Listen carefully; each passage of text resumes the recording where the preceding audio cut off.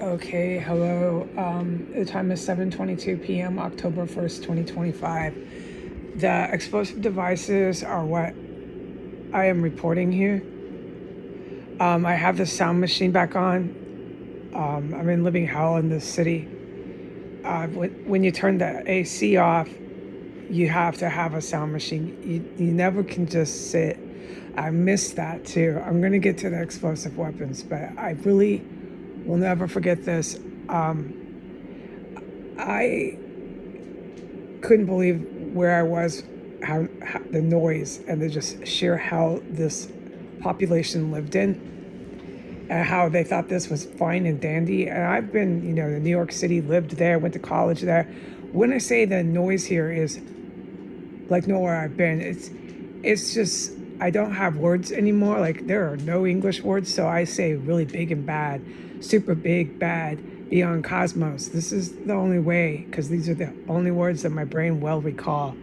A big reason for that is because I can never have peace and quiet. There has never been any moment, not even on Christmas. No, there's never been a Christmas morning or any of it where you could just sit and listen to your surroundings. You didn't need to have a sound machine going for your mental health by definition, for medical clinical definition. You didn't need to have a roaring air conditioner just grinding in your window in order to not lose your mind from the horrendous noise.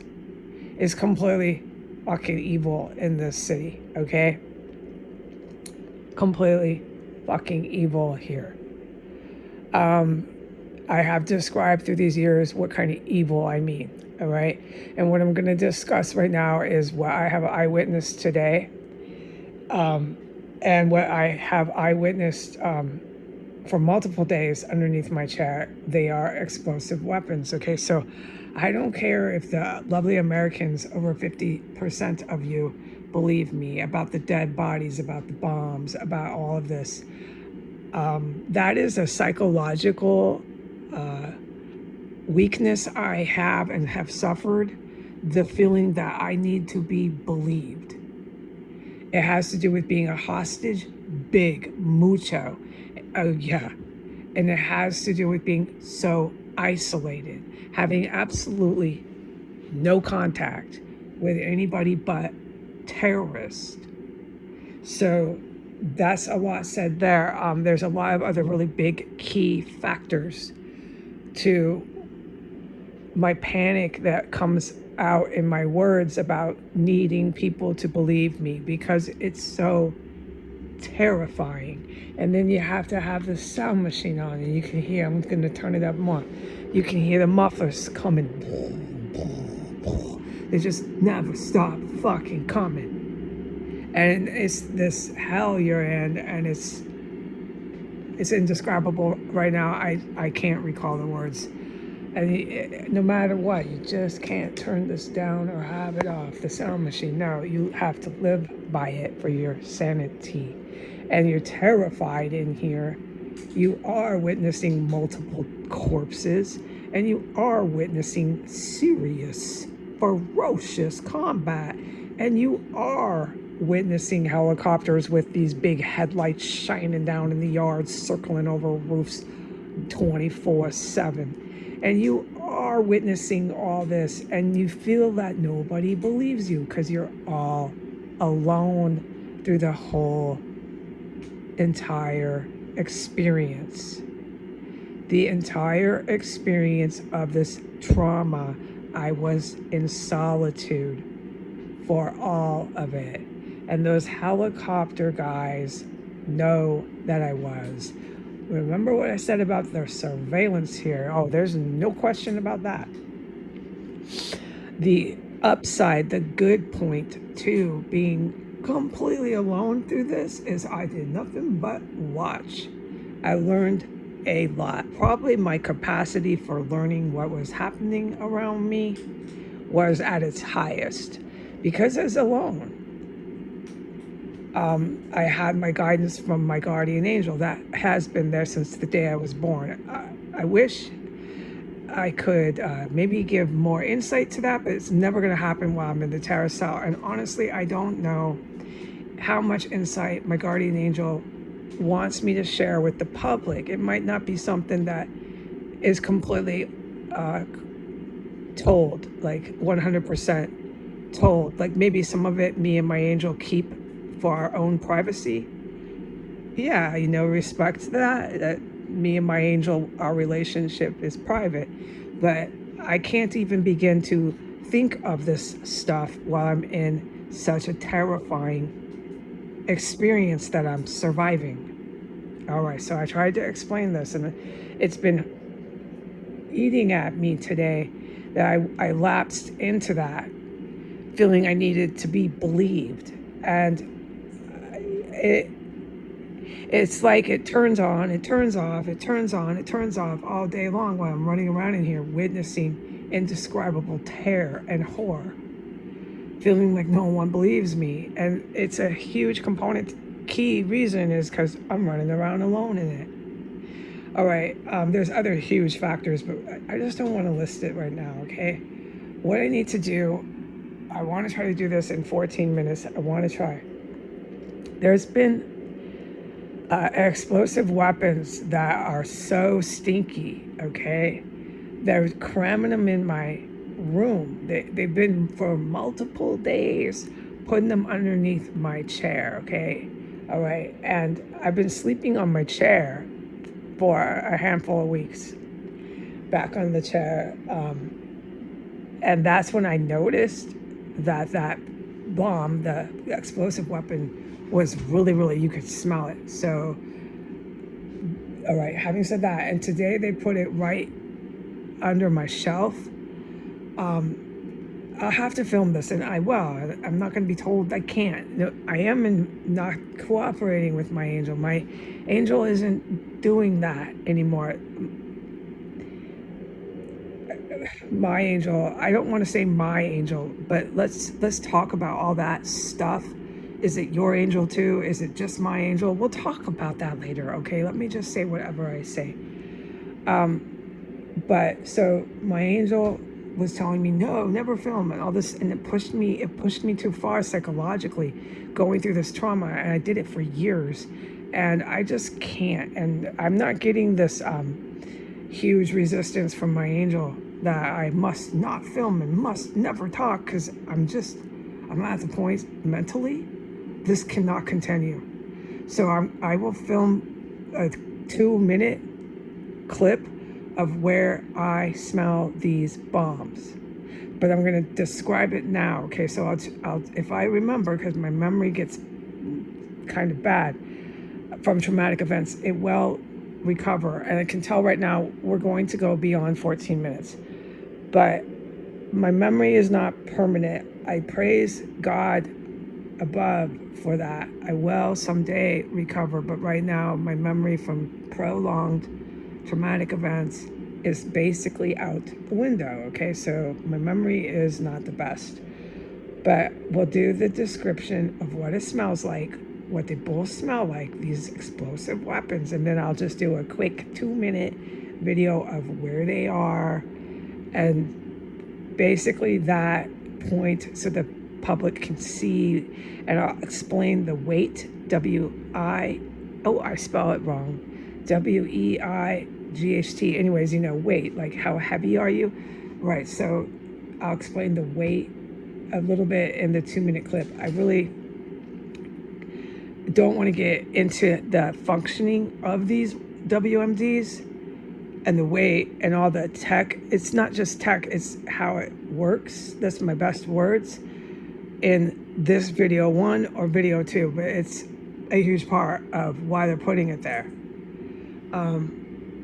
It's really devilish shit. I strongly believe from the country of Russia or the United States has or China, one of these pretty developed militaries could easily develop weapons like this. No, I don't believe this is coming from Mexico, drug cartels. No, you know what I mean? No, dude, no. Hi, Mexican military. Hello, Mexican military. Mexican military are very advanced, okay? They're with the good military. So The Mexican military are not a small, incompetent military. No. But you know what I mean? No, definitely not. And they are my hombres. They are my amigos. Hola. But but the point is, I mean, so you have a smaller country here. Another good example, Venezuela. They're dirtbags, okay? They're not going to be developing this expertise of a WMD. No. But a country like India could probably pull it off. A country like Pakistani military could. They have nuclear weapons. So, I mean, it takes a certain grade of military to be able to pull off some of the WMDs they've been packing in here, okay? So this is why I'm having a problem. I can't say I am not doing it now because my guardian angel is no longer forbidding me from filming and talking about it. But this is why I was having a mucho big problem with not talking and filming about these WMDs being packed in my house. All right? I go to sleep with this motherfucker, excuse my French, under my bed because I sleep on my chair and I lay the chair back and I smell this bitch. It's really serious business. They just think they have the right to pack in WMDs and then drive in and out, do whatever the fuck they want. Walk around, get on their bicycle. These are the most evil people in Washington, D.C. And then they have their D.C. PD who are on record for just coming in here and terrorizing me over and over. Then they have their federal law enforcement who I witnessed running around in here with body parts stinking up the house. And now the federal law enforcement with the Department of Justice is going to claim this fucking shit box all for themselves. Come in here, march around. Yeah, man, we got it. So, I mean, this military that flies over here is nothing to mess with. And I mean, that's when I said today that I'm willing to run out of here and hide in a tent. I'm glad to, but I can't be put in a tent. I'm witnessing these kind of weapons of mass destruction along with 1,000 other things I've witnessed, and it's so illegal to, at this point, put me in a tent, folks. It's illegal to deny anyone employment and trap them in a house with a whole bunch of dead bodies. What they did from day one is so atrociously capital crimes. Like, I can't get a break, and I don't want to feel sorry for myself because I like to work. I'm a hard worker, and you fucking denying me everything in the U.S., man. I start to panic, and now I'm in the tent, and I just completely become so upset. How the fuck did this happen to my life? But let me stick to these WMD bombs that are packing in to this property, all right? This is what they smell like. It smells like a smell I've never smelled before until I came here. It smells, this is my words, so you're talking to Heidi here, who was cooking in the kitchen until she was 40. I was really smart, I'm strong, I'm a survivor. I had a hard life, but I wasn't combat trained or any sort of prior military, okay? No, I wasn't, and I certainly wasn't in law enforcement. I took education on this, but I wasn't in law enforcement at 17, 21, 23 years old. I just wasn't. So this is Heidi who's describing these bombs to you, okay? Okay, so there's one under my chair, and there's one that is under near my shelf. I'll show you. I'll film it so we don't have to struggle anymore trying to describe and not being allowed to say half of it, ever being able to really say what's happening and never ever film where it's happening and all this bullshit, okay? We're going to wrap it up tonight, and this is how I'm going to be until I walk out the door. Okay, so it smells like if you're shopping for cheese, imported European cheese, okay? And you go to the French aisle for cheese and you grab a really big block of cheese. It's round. It's a big block of round cheese, and it's really moldy. And you stick your face right in it, and it smells like that. Stinky. You can't even describe it. It's from France. They have a whole bunch of different types of this cheese. It's covered in mold, but you eat it. But let me just describe it. It's covered in mold, and you stick your face in it, and it smells so gross. It doesn't smell like their bodies. If it did, no one would buy it, okay? But it smells so gross. It has this smell of stinky cheese. That's the only way I can describe it right now. I'd have to go through a list of descriptive words if you wanted something else. Along with the stinky French cheese, that's a really big block of it, and you stuck your face right in it, and your nose is like basically 2 centimeters from the rind. You're just sticking your face in the cheese and breathing in through your nose, okay? Along with the stinky cheese stench is this weird chemical smell that I've never smelled before. So I don't know what chemical to compare it to. I just say chemical smell. You know it's a chemical. All right, and I have the rest of my life to find better descriptive words, but this does justice to what I'm smelling. It's a really strong chemical smell with super strong stinky cheese, and it also has this stench of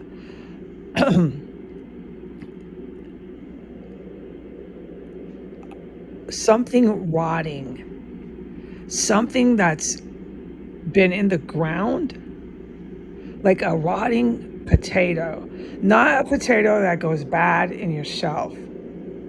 That can get really bad. That can get really rancid. But something that's been buried in the ground, and it has that musty soil, S-O-I-L, soil, really strong, musty soil smell. Moldy. It's not like when they were dragging the body parts here. I don't know if those were body parts either that were leaving the stench of mold. I documented that. That's why the good guys need to start telling me what I witnessed and exactly what it was, because I thought half the time it was body parts. I know there was, but I think I was mistaking some of these weapons of mass destruction they were making for corpses. Like that mold might have been a live, homemade, or something, WMD. I just don't know. But then with the way they were knocking people off and chopping bodies up in here, at the time they were bringing down the stenches of mold. It could have been something they were making for the chemical explosive weapons. Exactly. It was really serious.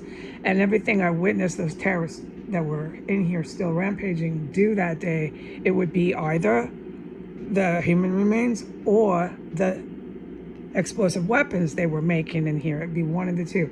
So that's why the experts came in so fast, okay? Remember, they came in right after, well, to my knowledge, they came in right after I witnessed my first horrific murder of that female fucking bitch upstairs. She was always laughing at me, always trying to set me up in here, always belittling me. I think half the reason why she was here was to play a role in my homicide. It was premeditated. Oh, without any doubt, I know that. And then she got killed, and then all the rest of them started getting killed. And I'm not supporting men clobbering women like I witnessed. I'm just saying she was such a dirty, low-down bitch. Okay, it was horrific. And then her prostitute friends, a couple of them were up there, and that was the night they chopped her up. So that's the kind of lovely prostitutes that I was around. And these women would have done that to me in a quick second. And I get on my knees in here. I praise God I lived through that. I praise God, okay? I don't want to be cannibalized, folks, and I certainly don't want to be chopped up by hookers and deranged fucking Washington, D.C. civilians. And then these people in here would do this sort of horrific violence to dead bodies and then go walk down the street. And I've seen them do it to this very day. They drive in and out of these cars, and then they're protected, and that's why the helicopters hover over them when they're in the yards or in their cars. It's not wise. It's one reason, because the body count, the corpses, the body count here is out of control, and they just go crazy here with their dead fucking bodies, man. But it's also these bombs, these live explosive weapons is a huge reason, and everything else that they do that brings military helicopters hovering over everybody's head to this very day. All right, so that's why I flipped out on the good guys, because I'm like, either talk to me and help me or fucking forget it. I can't take any more of this. I'm too terrified and traumatized, and everyone knows. I think I did a good job of expressing how I feel about this. All right, so let's just stick to the live explosive weapons I witnessed again today. All right. So there's one, film it so we don't have to waste time describing where it is. That's what it smells like. So you got the chemical smell, you got something that's been in the ground at least a good 12 inches, just molding and rotting in the ground. And you got, with that chemical smell and that mold, you've got this really, really stinky French cheese, like super pungent French cheese that's covered in mold, some crap like that. It's the most bizarre stench, and I never in my life have ever smelled anything like that ever. But you know it's an explosive weapon because that chemical smell, it seems to do this.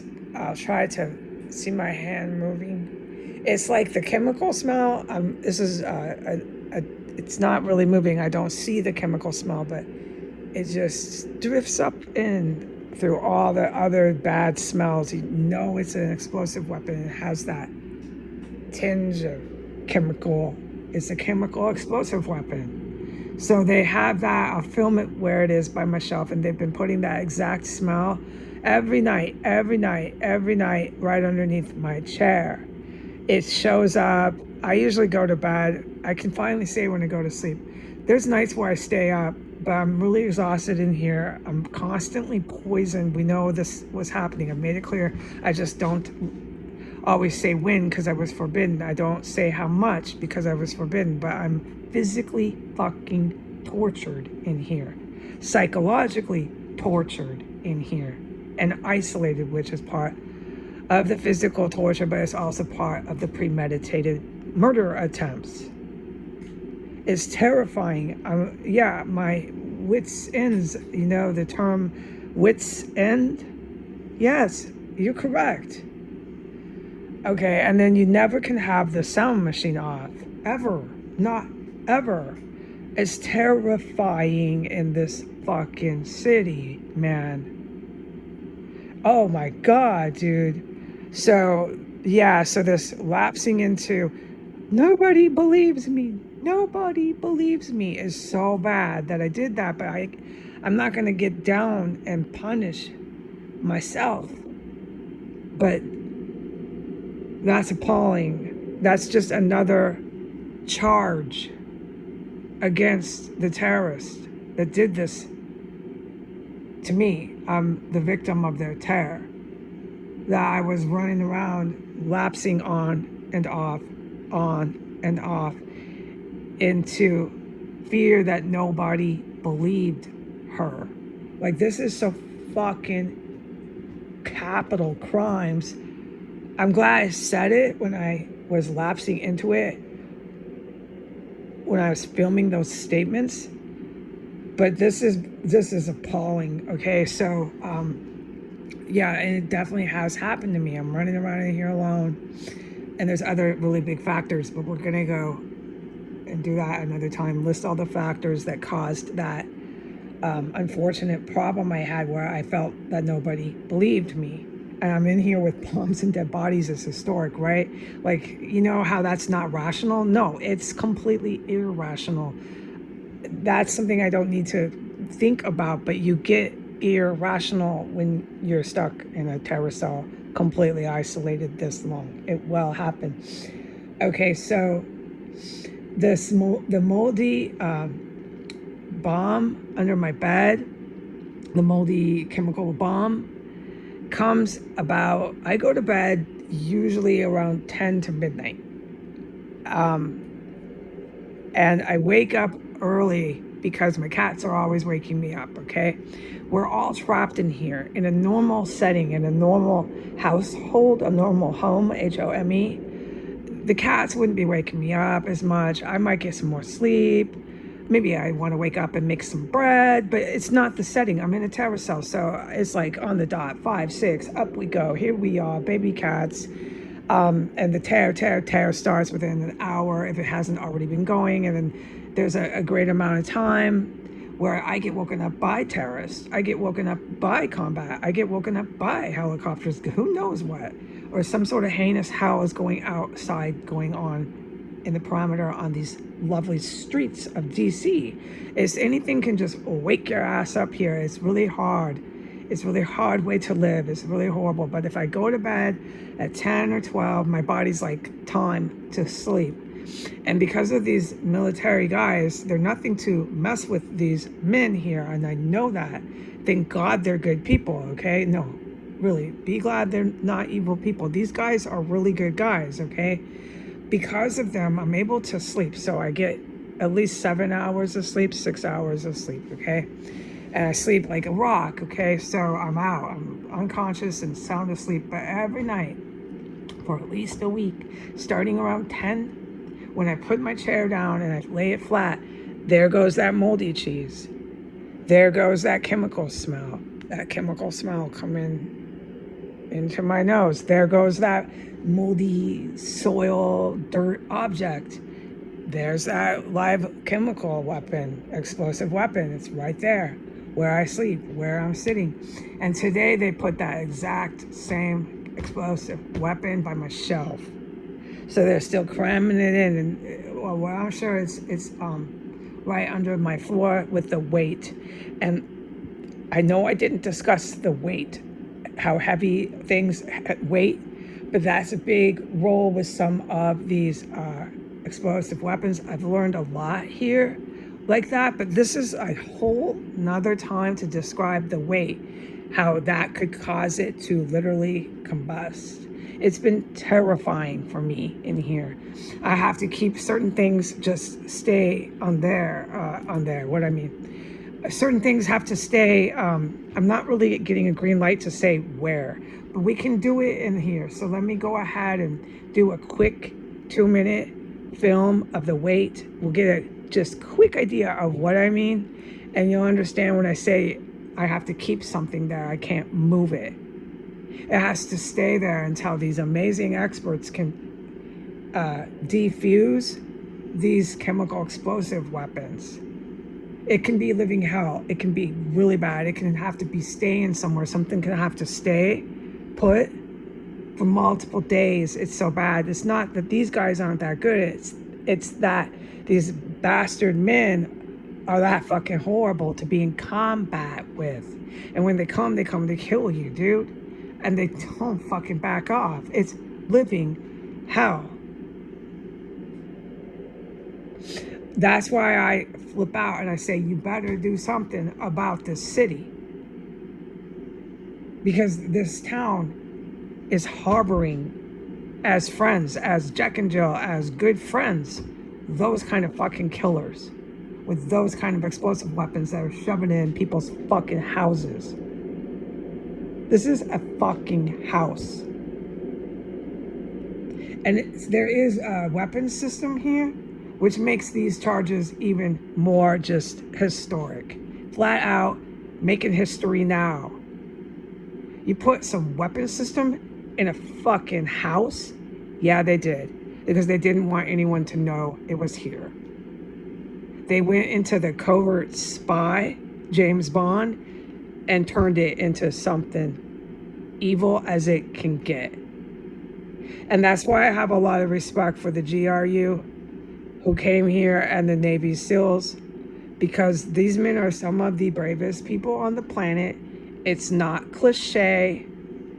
It's not to be put down, and I'm not saying it lightly, it takes the most incredible courage to come to a residential house in the middle of Washington, D.C., as an expert in your elite operations and gain access into that house and start to dismantle, or whatever it was required of them, a weapon system that they had installed covert on purpose to be a secret in somebody's house in the middle of DC. That takes some serious guts from these guys, and they did do that. These guys I have so much respect for, I could cry. Now, me and you, no, we don't have the training, okay? I know that. But praise God that they did, okay? But this was incredibly dangerous what they came and did here. And then once they were here, it was nothing but armed conflict after that, okay? And the house was packed with corpses after that. All the time, and ferocious people crashing down, ferocious combat. And I witnessed that with these Filipino creeps that came in the house. They wanted me to film them, and they all went running down and into the backyard. That little desire to be filmed turned so bad for them. And somebody got fucking completely attacked upstairs. I don't know. I never witnessed that. Oh God, if I would have witnessed something like that. No, I was always hiding in my room. And people basically know my story, how I would come out and what would happen when I come out. And if there's things I haven't mentioned, I will at another time, okay? I was never involved with any sort of combat like that. No, these are experts, all right? And I do have my guardian angel, and my guardian angel would tell me, oh, I know how I did it here. So I'm very honest about that. I look you right in the eye and say, yeah, when I went out of the door, every time, even to this day, I ask my angel before I do it. Sometimes I'm in here for multiple hours. It's more than I can bear. But it seemed to work out with these high-ranking experts that came here, because I managed to not get caught up in what those Filipino men got caught up in. And they went upstairs that day, and they went running down after the combat and running into the backyard.